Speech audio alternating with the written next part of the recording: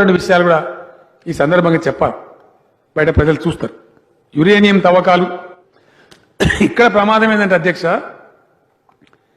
తెలంగాణ కావచ్చు, ఆంధ్ర కావచ్చు, రైతాంగానికి అన్నం పెట్టేటువంటి ప్రధానమైనటువంటి కృష్ణానది మీద ఉన్నటువంటి రెండు ప్రాజెక్టులు, శ్రీశైలం కావచ్చు, సాగర్ కావచ్చు, పులిచింతలు కావచ్చు, కింద డెల్టా కావచ్చు, మొత్తం కలుషితమైన నాశనమైన పరిస్థితి వస్తుంది.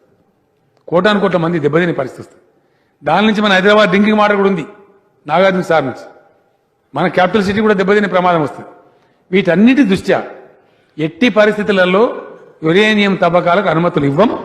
ప్రభుత్వం ఇది స్పష్టమైన నిర్ణయం.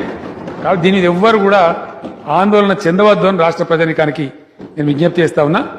కేంద్రం ఒకవేళ గట్టిగా వస్తే అందరం కలిసి కొట్లాట కూడా కొడదాం, పోరాటం కూడా చేద్దామని మనవి చేస్తా ఉన్నా అధ్యక్ష. కేంద్ర ప్రభుత్వం అనుమతులు ఇచ్చినా వారు వేరే చెడ్డ ఉద్దేశంతో ఇవ్వరు అధ్యక్ష. ఎందుకంటే అంతరిక్ష పరిశోధనలు జరగాలి, మన దేశం కూడా అణ్వాయుధాలు సమకూర్చుకోవాలి, పక్కన ఉన్న నైబర్స్ తో కూడా కొట్లాడాలి, రకరకాల పరిస్థితులు ఉంటాయి అధ్యక్ష.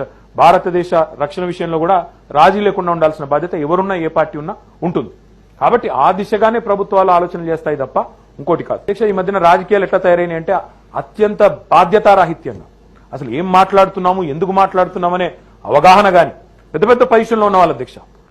అందులోకెళ్ళి యురేనియం బయటకు వస్తుంది, అవ్వంగానే బయటకు వచ్చి నీళ్ళలో పోతుంది, కృష్ణా నీళ్ళల్లో. ఆ కృష్ణా నీళ్ళు మొత్తం కలుషితం అయిపోయి హైదరాబాద్ మొత్తం ఆగమైపోతుంది. ఇక్కడ 1 కోటి మంది ప్రజలు ఉన్నారు, వాళ్ళు నాశనం అయిపోతారని రాస్తారు అధ్యక్ష. ఇదా అధ్యక్ష అత్యంత బాధ్యతారాహిత్యమైన, అత్యంత నీచమైన వ్యవహారం నిజంగా చెప్పాలంటే. ఎందుకంటే యురేనియం ఒకవేళ ఎక్స్ప్లోరేషన్ లో అక్కడ ఉన్నది అని తేలినా దాన్ని ప్రాసెస్ చేసి శుద్ధి చేసే వరకు వాడడానికి కూడా వినియోగంలోకి తీసుకొచ్చేదానికి కూడా అవకాశం ఉండదు అధ్యక్ష. శుద్ధి చేసే వరకు అంటే ప్రాసెసింగ్ జరిగే వరకు అందులోంచి ఏ రకమైన రేడియేషన్ కూడా రావు. ఈ మాత్రం అవగాహన లేకుండా, ఈ మాత్రం మరి వారి విశ్లేషణ లేకుండా, ఈ మాత్రం అర్థం చేసుకోకుండా ఉన్నతమైన పదవుల్లో ఉన్న వాళ్ళం, ఈరోజు ప్రభుత్వంలో భాగస్వాములుగా ఉన్న వాళ్ళం, ఈ రోజున్న వాళ్ళం కానీ గతంలో ఉన్న వాళ్ళం కానీ ఒక మాట మాట్లాడేటప్పుడు 1కి 10 సార్లు ఆలోచించుకొని మాట్లాడితే మంచిదని తమ ద్వారా ఆ గౌరవ సభ్యులకు నేను విజ్ఞప్తి చేస్తా ఉన్నాను.